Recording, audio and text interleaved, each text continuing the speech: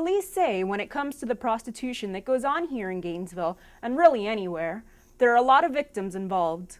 Whether it's both the prostitutes or the Johns or just the innocent people walking by, they say this sting 3 weeks ago was about making sure no one else becomes a victim. Gainesville. Home to the University of Florida. With a large student population, the nightclubs thrive.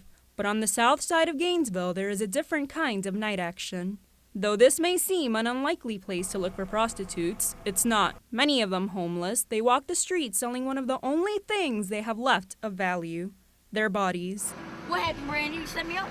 Jennifer Smith works with the House of Hope to help keep some of these prostitutes off the streets. But she's not just helping, she's reliving the past. I lived on the streets of Gainesville from 1995 till 2001, and during that time I was an active prostitute to mostly just raise money for my drug habit. Like Smith, many of these prostitutes are homeless. I've specifically dealt with several of the prostitutes and talked to them one-on-one, and they don't want help.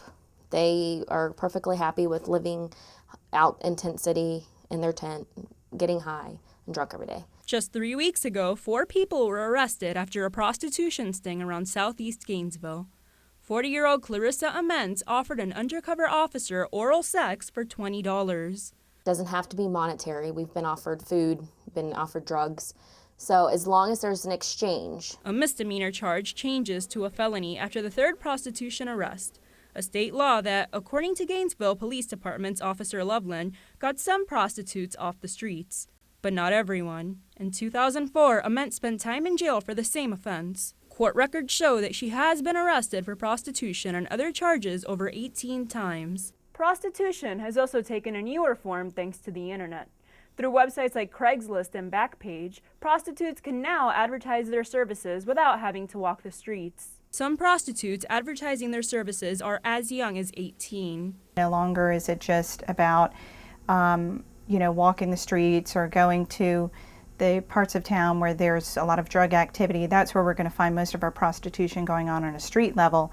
But now with the internet, people have an easy way to access clients. The Gainesville Police Department continues to work to keep prostitutes off the streets, but Smith believes the problem is hidden rather than solved. I love Gainesville. I love it with all of my heart.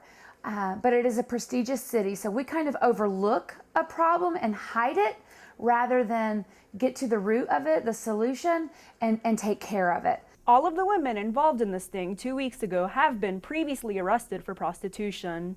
Alicia Marie Rodriguez, WUFT News.